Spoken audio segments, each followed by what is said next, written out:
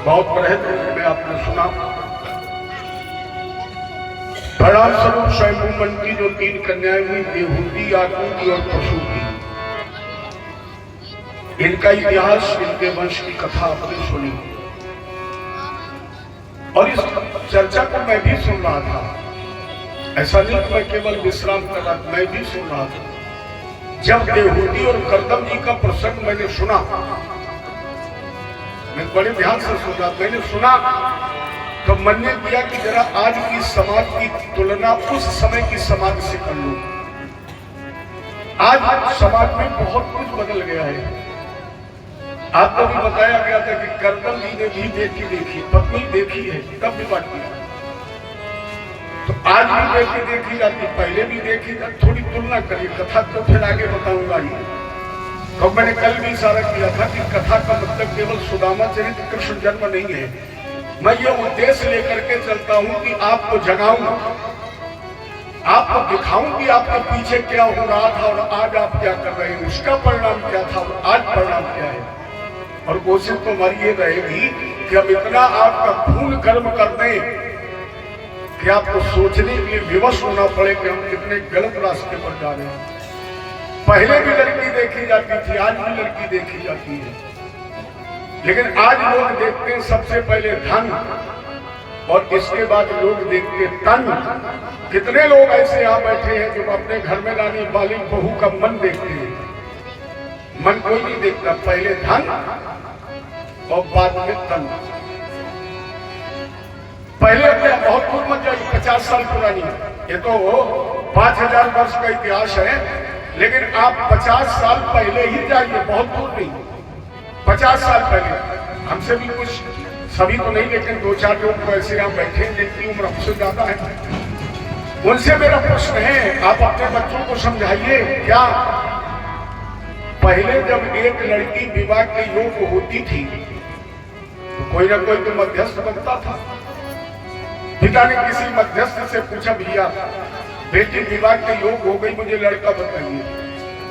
तो लड़का बताने वाला पहले पूछता था कि लड़का मैं बताऊं परिवार कैसा चाहिए। तो पिता कहता था भरा पूरा परिवार चाहिए, बड़ा परिवार चाहिए।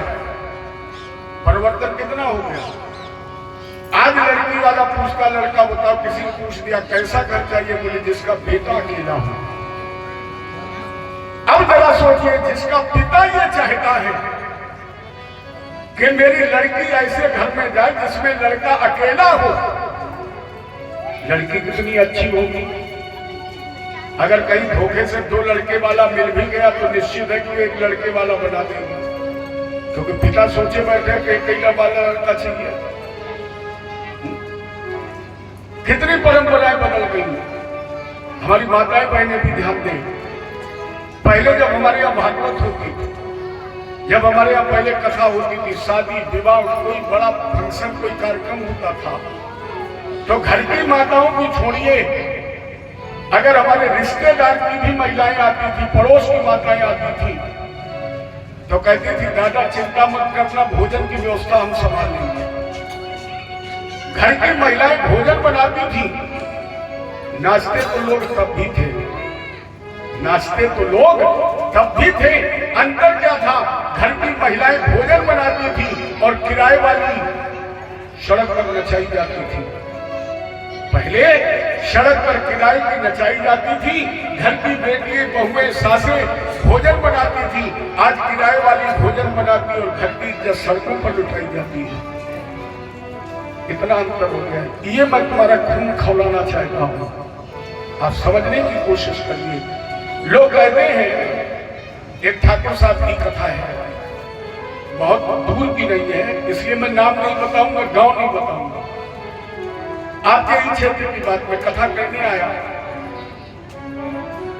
तो बहुत कम लोग आए।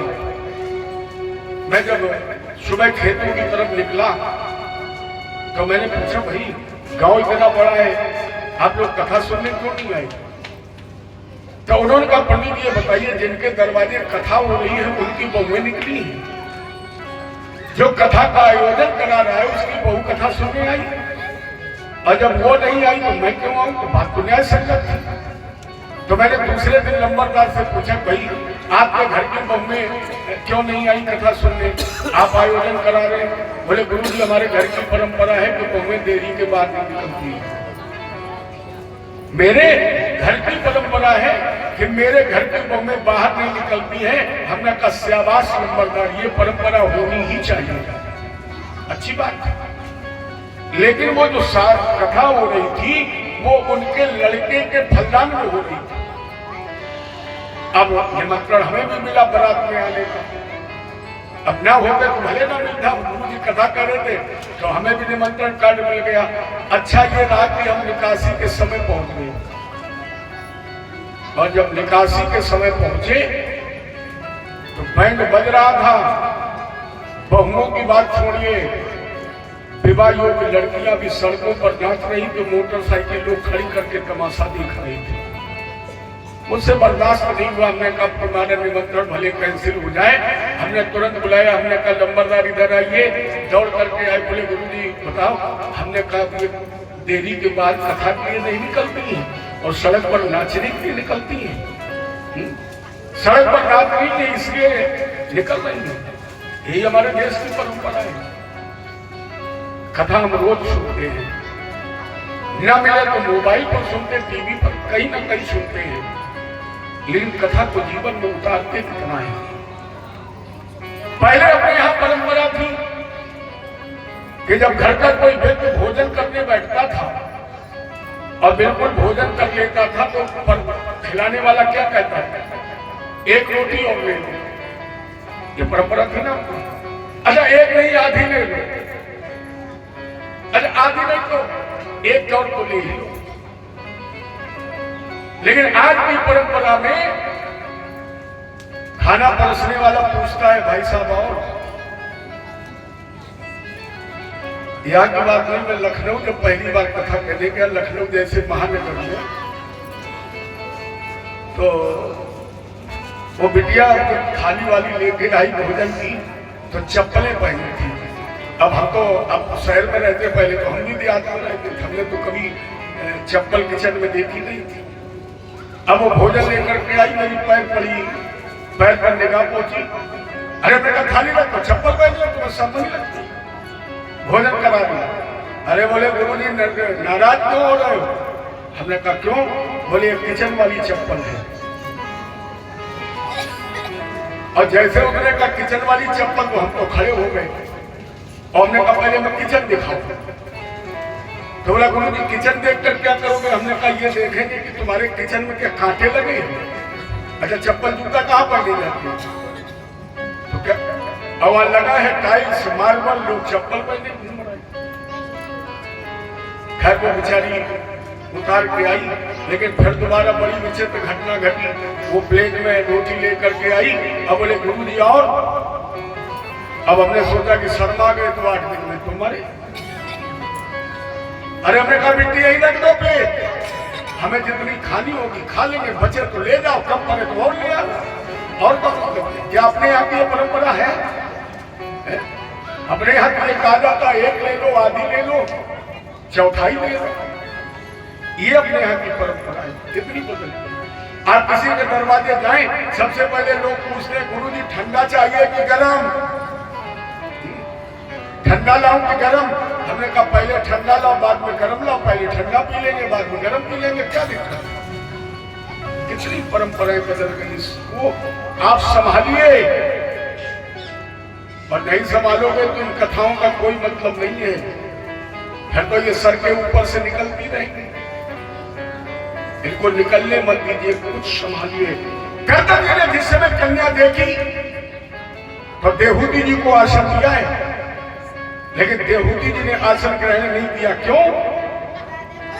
बोले महाराज जी ये मेरे माता पिता और आप पति हैं। अपने भारत की परंपरा है, जो बुजुर्ग माता यहाँ बैठी हो जानती होंगी, भारत में यह परंपरा थी कि लड़की अगर मायके में है, लड़की अगर मायके में है और उसका पति मायके में आ जाता था, तो लड़की मायके में अपने पति के सामने नहीं निकलती थी। भारत की मर्यादा थी, बाहर नहीं निकलती थी, भारत की मर्यादा थी। और आज मोटरसाइकिल तो आंगन में खड़ी होती है। अब 4 इंच की दीवार बनती, मोटरसाइकिल का ब्रेक फेल हो जाए तो 4 इंच की दीवार तोड़ के अपने घर के बजाय पड़ोसी के आंगन में पहुंच जाए।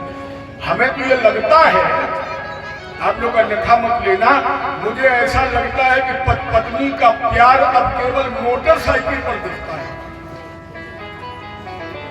घर में नहीं दिखता है। कड़वा थोड़ा सच होता है। बेटा बैठ जाओ, अच्छा नहीं लग रहा है क्या? आप जाइए नहीं। अब हम क्या करें, आज एक बिटिया ने मिर्च हरी हमें खिला दी, वो कड़वी कुछ ज्यादा थी तो जवान कड़वी होती है। जय जय श्री। अच्छा बताइए मैं गलत बोल रहा हूं? घर में लाठी गोली कट्टा तमंचा मुकदमा तलाक तक पहुंचता है और सारा प्यार पत्नी का मोटरसाइकिल पर ही निकलता है। देहूती जी ने आशीर्वाद नहीं किया। एक और शक्ति, केवल माताओं की बात नहीं है, जो बुजुर्ग लोग बैठे हुए पता होगा, एक पिता अपने बच्चे से बहुत प्यार करता और पिता अपने बच्चे को गोद में उठाने के लिए आगे बढ़ा, तब तक उसे अपना पिता दिखाई पड़ गया।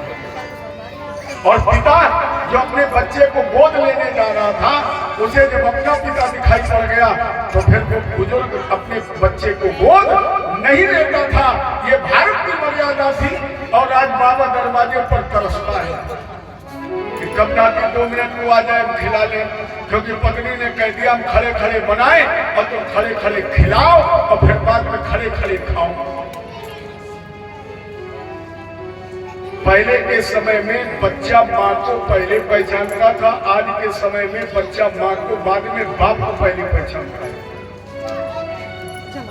क्योंकि अब चौका तो कहीं बनता नहीं, कहीं चूल्हा बनता है, अब तो किचन बनता है और किचन में खड़े खड़े ही तो।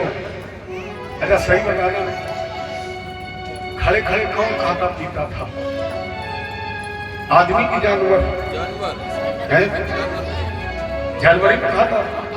अब अगर अब हम आप खड़े खड़े खा पी रहे तो क्या है? से साहब समझदार मैं नहीं कहूँगा, फिर आप कहेंगे अब बैठ के रोटी नहीं बनती, खड़े होके बनती। इसीलिए तो किचन में चिकन बनता है और चौके में भगवान का प्रसाद बनता है।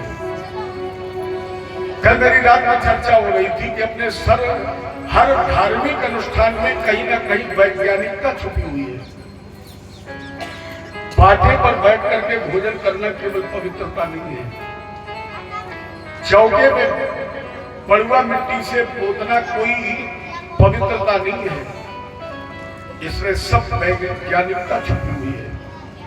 ये धार्मिक अनुष्ठान हो रहे हैं, इनमें भी वैज्ञानिकता छुपी हुई है और जो इनका अनुसरण करता है। आपको कुछ लोग ऐसे भी मिलेंगे जो कहते हैं हमने जीवन में कभी टेबलेट नहीं खाई, और आज भी कुछ लोग ऐसे मिलेंगे। एक बात और ध्यान देना, हमें पता है कुछ ऐसे लोग भी बैठे जो खा पी लेते हैं, ऐसे भी